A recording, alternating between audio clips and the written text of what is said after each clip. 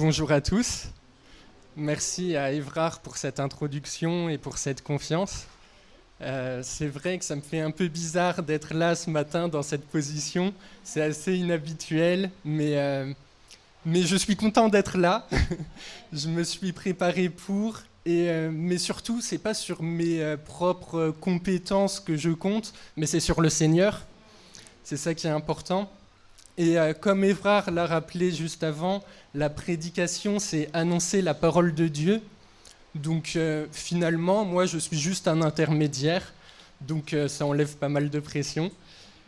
Je vais justement commencer dans la prière. Oh Seigneur, merci pour cette journée.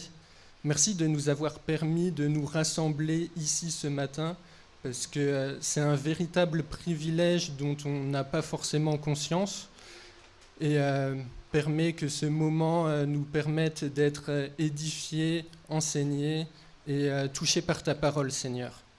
En Jésus-Christ, Amen. Donc ce matin, on va étudier un passage dans 1 Thessaloniciens au chapitre 2 à partir du verset 17. Mais avant de commencer la lecture, je voudrais faire une petite mise en contexte. Donc, il s'agit d'une lettre de Paul écrite aux Thessaloniciens. Ça a été écrit à peu près en l'an 50 après Jésus-Christ. Donc, les Thessaloniciens, c'est donc les habitants de la ville de Thessalonique, située en Grèce, dans une région que l'on appelait Macédoine. Et c'était l'une des plus grandes villes de la région. Et d'ailleurs, cette ville existe encore aujourd'hui. Et en France, on l'appelle juste Salonique maintenant. Donc, au cours de l'un de ses voyages missionnaires, Paul avait évangélisé à Thessalonique et il avait implanté l'église. Il était resté 3 ou 4 semaines là-bas et ensuite il avait dû partir ailleurs. On a le détail de ce premier voyage missionnaire dans Actes chapitre 17, si ça vous intéresse. Et environ 1 ou 2 ans plus tard, Paul envoie Timothée à Thessalonique pour prendre des nouvelles, voir comment l'Église se porte et s'ils sont restés fidèles au Seigneur. Donc Timothée va rester quelque temps là-bas et ensuite il revient vers Paul pour lui faire son retour. Et c'est un retour qui est positif. L'Église se porte bien. Donc suite à ces nouvelles, Paul va tout de suite écrire une lettre aux Thessaloniciens. C'est la lettre que nous étudions en ce moment. Et je vais maintenant lire le texte du jour. Donc, 1 Thessaloniciens, chapitre 2, au verset 17, jusqu'à la fin du chapitre 3. J'ai pas l'habitude de la télécommande, c'est bon.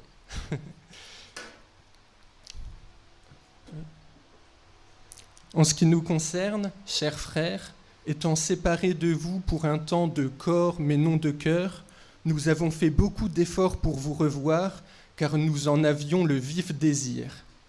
C'est pourquoi nous avons voulu aller chez vous. Moi, Paul, je l'ai tenté à 1 et même 2 reprises, mais Satan nous en a empêchés.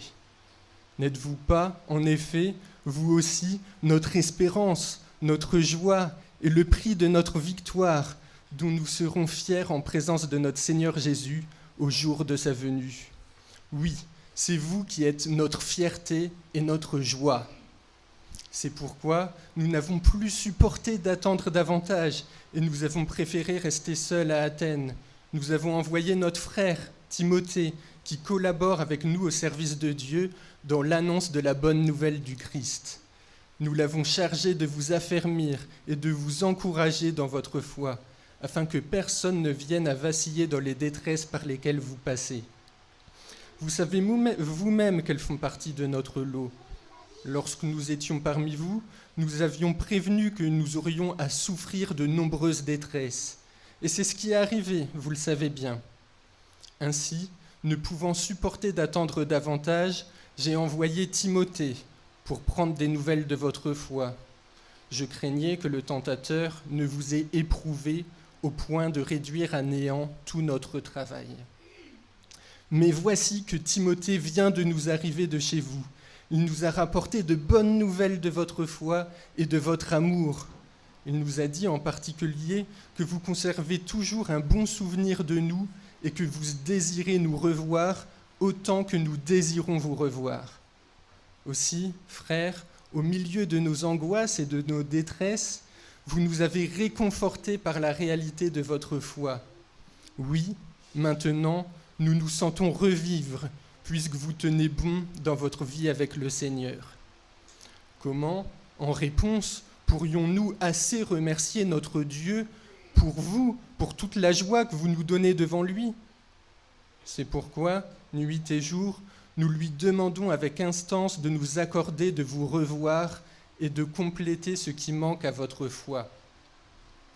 Que Dieu, notre Père lui-même, et notre Seigneur Jésus aplanissent notre chemin jusqu'à vous. Que le Seigneur vous remplisse jusqu'à en déborder d'amour les uns pour les autres et envers tous les hommes, à l'exemple de l'amour que nous vous portons. Qu'il affermisse ainsi vos cœurs pour que vous soyez saints et irréprochables devant Dieu notre Père, au jour où notre Seigneur Jésus-Christ viendra avec tous ses anges. Jusqu'ici la parole de Dieu.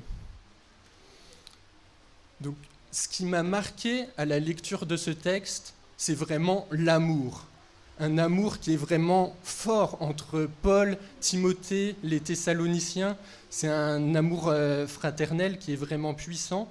Et c'est pour ça que j'ai choisi comme titre à ma prédication « Un amour fraternel qui se traduit par des actes ».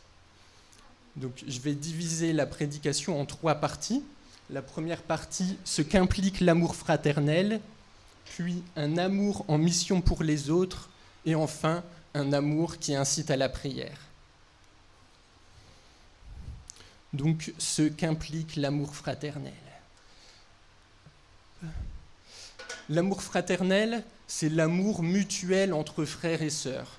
Ici, on ne parle pas de frères et sœurs biologiques, mais de frères et sœurs en Christ, c'est-à-dire les autres croyants. Parfois, on utilise aussi le terme communion fraternelle, mais ce matin, je veux vraiment parler d'amour fraternel, parce que c'est un terme qui est encore plus fort. Nous verrons donc ce que Dieu a à nous dire à ce sujet dans ce passage. La première chose qui est mise en avant dans ce passage, c'est justement la distance physique qui existe entre Paul et les Thessaloniciens. Une distance qui s'explique par un certain nombre de paramètres. Mais cette distance, ce n'est pas une fatalité. Comme le dit Paul, il s'agit d'une distance de corps, mais non de cœur. Et il redouble d'efforts pour revenir les voir. Il fait tout ce qu'il peut. Il ne se dit pas « j'ai fait ma part, ça n'a pas été possible et tant pis, on abandonne ». Non, il continue d'essayer d'organiser cette visite. Par la suite, il est écrit que Satan l'a empêché. Donc là, on peut se dire, oh, ça commence à aller loin, Satan l'a empêché, bon, c'est bon, il a fait ce qu'il pouvait, tant pis, et il n'ira pas les visiter. Mais non, il n'abandonne pas, il va envoyer Timothée tout d'abord, puis cette lettre que je viens de lire, avant de planifier son propre voyage. Il est persévérant. Pour lui, l'amour fraternel, c'est pas seulement avoir une opinion favorable de ses frères et sœurs en Christ. C'est pas seulement s'ils sont là et qu'ils ont besoin d'aide, je les aiderai. Ce serait déjà super bien, et entre nous, si tout le monde pensait comme ça serait déjà super. Mais là, ça va plus loin. Pour Paul, l'amour fraternel, donc ça va plus loin, il prend les devants, il persévère, même si ça lui coûte du temps, de l'énergie, de l'argent. C'est comme sa famille, il se soucie vraiment d'eux. C'est pas comme quand on dit « salut, ça va » à quelqu'un et qu'on n'écoute pas la réponse. C'est peut-être poli, sympathique, mais ça n'a pas de profondeur. Et donc, s'il est beau de penser et d'agir comme entre Paul et les Thessaloniciens, et envers ses frères et sœurs en Christ, à bien plus forte raison, nous pouvons agir comme ça envers Dieu. Être prêt à faire don de son temps, de son énergie, de son argent pour Dieu et pour son œuvre. Et lui-même, il l'a fait pour nous. Jésus est venu sur terre, il a pris soin de ses disciples et il a osé aller jusqu'à se sacrifier pour eux et pour tous ceux qui se confient en lui. J'ai parlé jusque-là en particulier de l'amour envers les frères et sœurs en Christ, car c'est ce dont parle le passage, tout simplement. Mais évidemment, il est bon de faire preuve d'amour et d'attention envers tout le monde, sans distinction. Il n'y a pas de différence de valeur, et je préfère clarifier ce point-là. Mais l'amour fraternel, il a quand même quelque chose de particulier, d'unique, car il impacte de façon directe notre relation avec Dieu et la relation des autres avec Dieu. Et il me semble que rien n'a plus d'importance que notre Seigneur. Donc même si on agit avec amour envers tout le monde, de la même manière, l'impact que cela a est différent.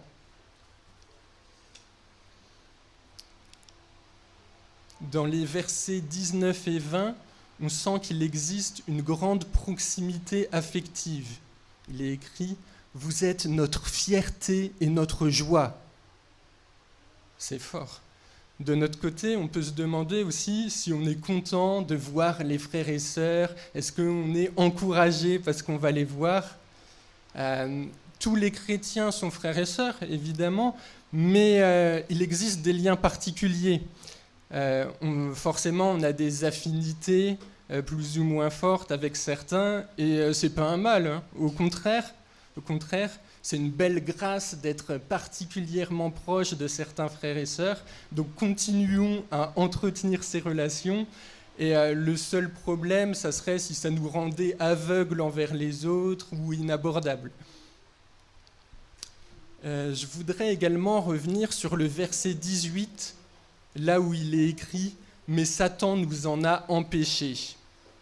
C'est un verset qui peut nous poser question. Et à la première lecture, je n'avais pas forcément envie de m'attarder dessus.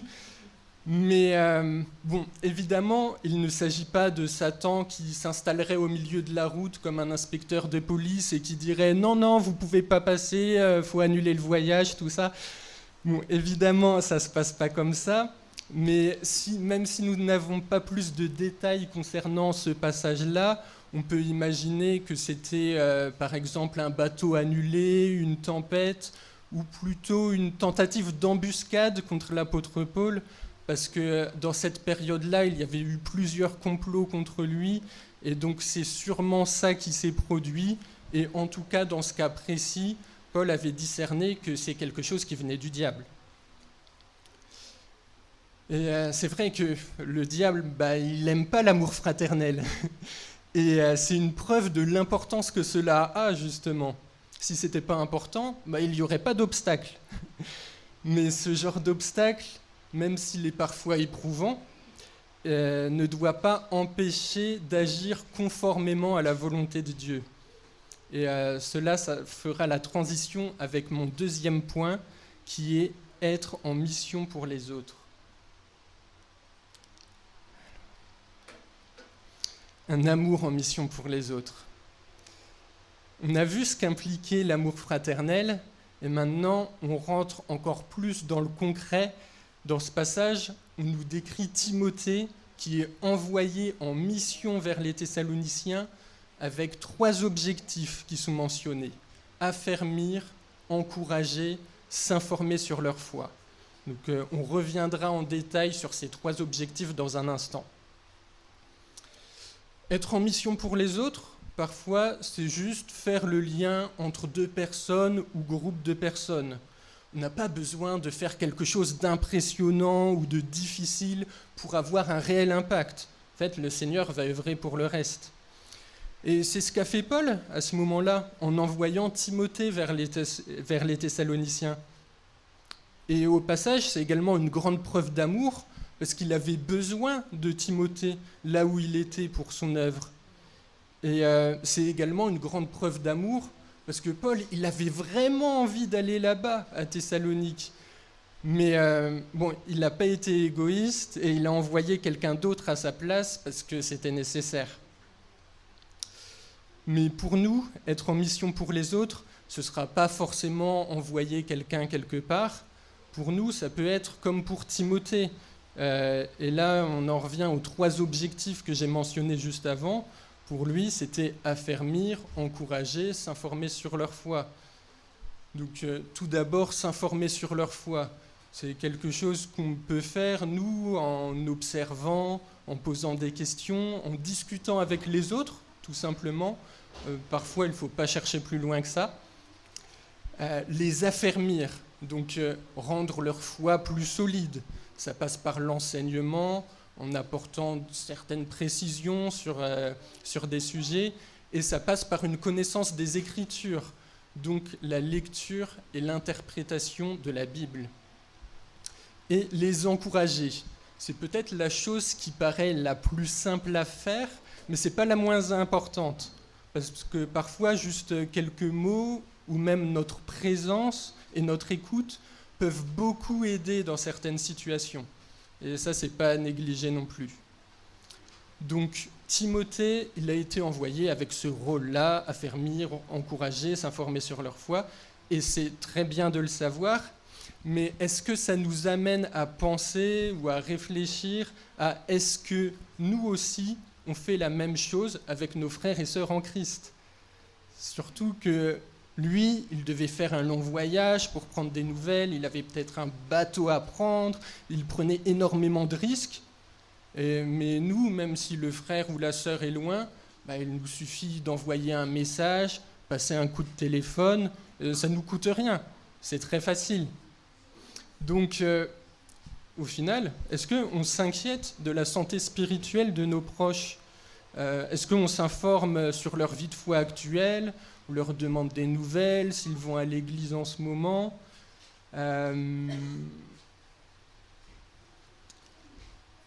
Et est-ce qu'on prie pour eux? Peut-être qu'on le fait déjà, peut-être qu'on pourrait le faire encore plus, chacun selon ses disponibilités évidemment, mais en tout cas c'est quelque chose auquel on doit penser et sur lequel on peut se remettre en question, et moi le premier d'ailleurs. En tout cas, la conséquence de cet amour, de cette communion, la voici. C'est l'encouragement mutuel, la joie. Si on se met en mission pour les autres, qu'on agit envers eux avec amour, à la fin, il se peut que ce soit aussi nous qui soyons encouragés. Au verset 7, on lit « C'est pourquoi, frères et sœurs, dans nos angoisses et nos épreuves, nous avons été encouragés à votre sujet par votre foi. » Donc Paul et ses partenaires, ils font l'effort de soutenir, de s'informer, et eux-mêmes en ressortent joyeux, encouragés, reconnaissants. Donc tout le monde est gagnant au final. Et toutes ces choses, ces missions dont on a parlé, c'est des choses que Dieu fait pour nous. Pour ce qui est d'affermir, encourager, il écoute nos prières, il y répond, il a envoyé son Saint-Esprit pour nous affermir.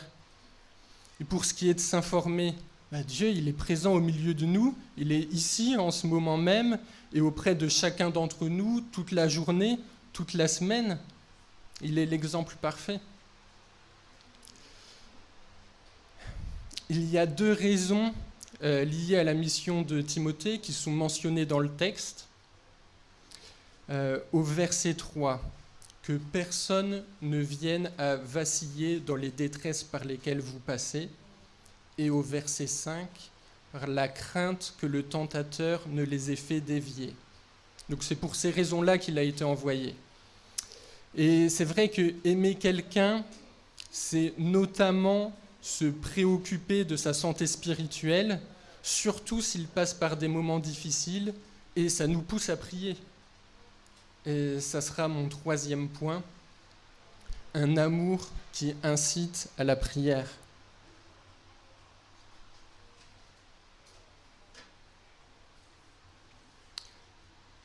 Paul se pose une question.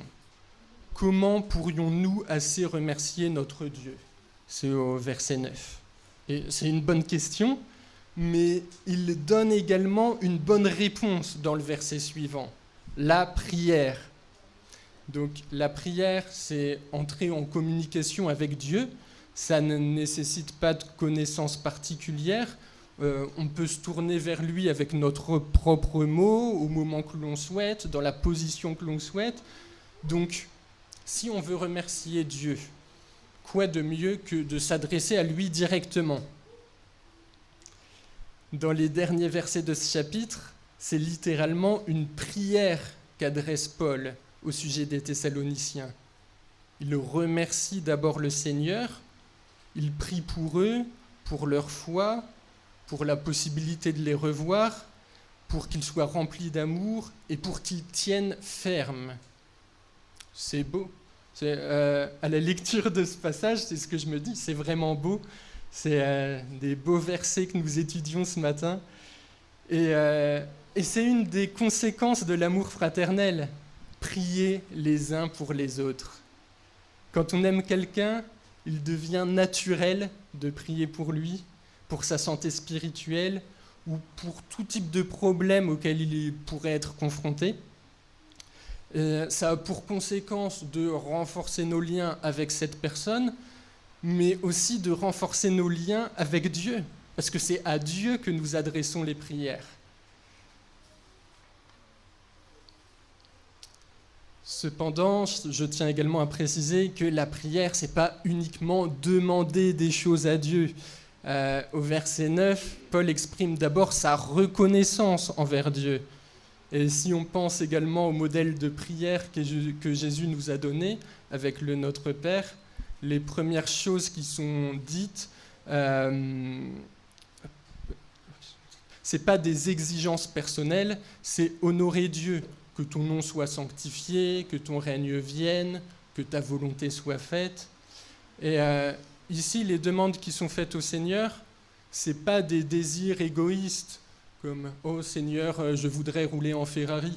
C'est pas ça, c'est pas ça. Paul, il ne demande pas à ce que l'église de Thessalonique devienne riche et populaire. Ce sujet n'est jamais évoqué, ça lui est complètement égal. Et nous aussi, on ne devrait pas juger l'œuvre de Dieu sur ce critère-là.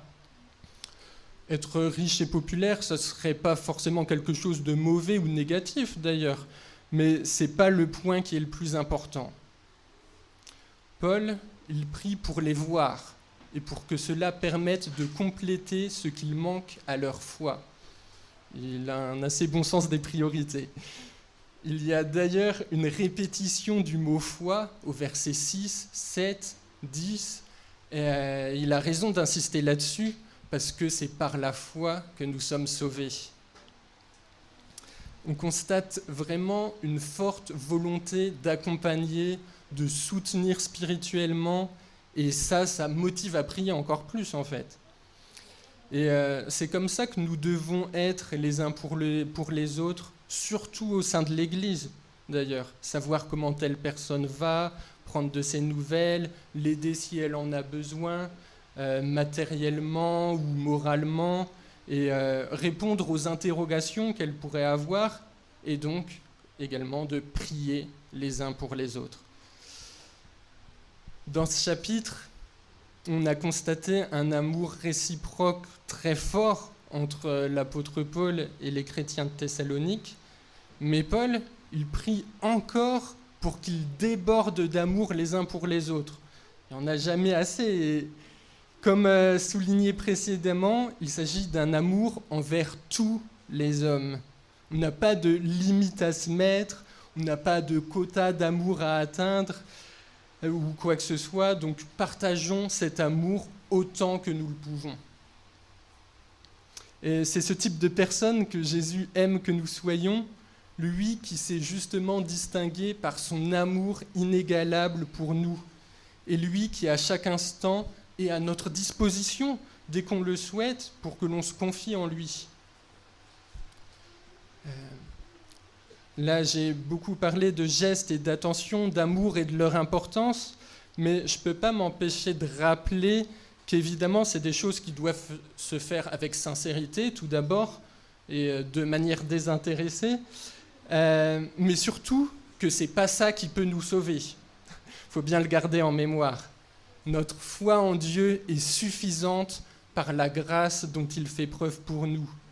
Et notre manière d'agir, au final, c'est simplement le reflet de l'œuvre de Dieu en nous, les conséquences de son amour à lui.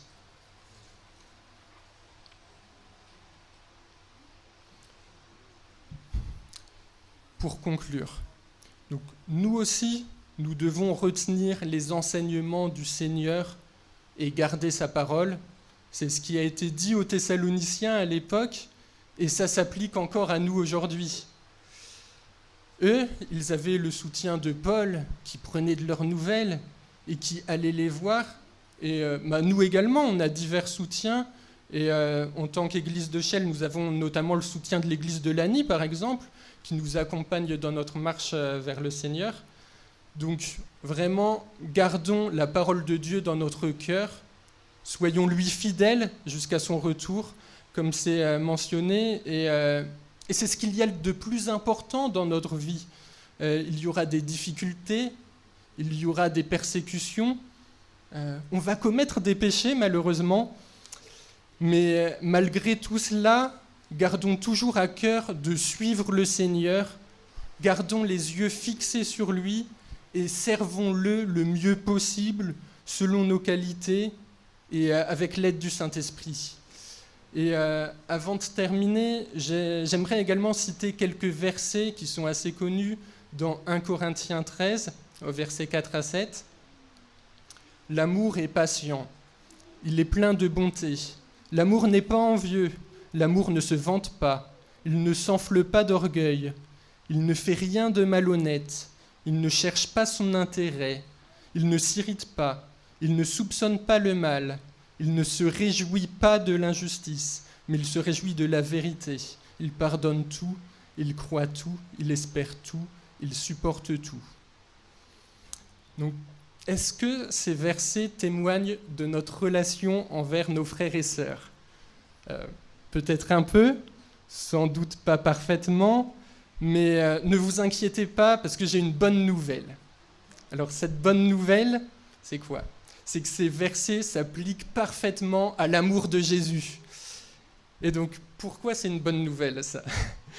Parce que cet amour a poussé Jésus à s'offrir en sacrifice pour nos fautes.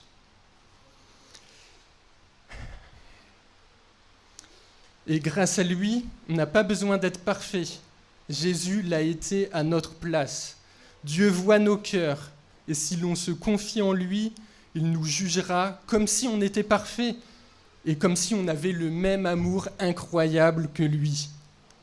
Et aimer les autres, c'est aussi et surtout leur annoncer cette bonne nouvelle.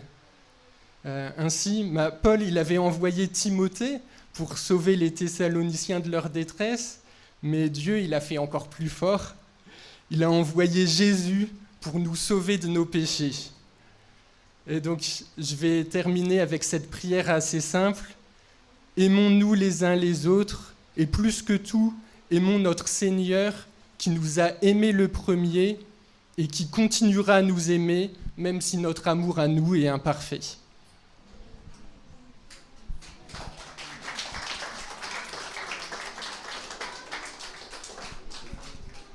Donc, merci beaucoup.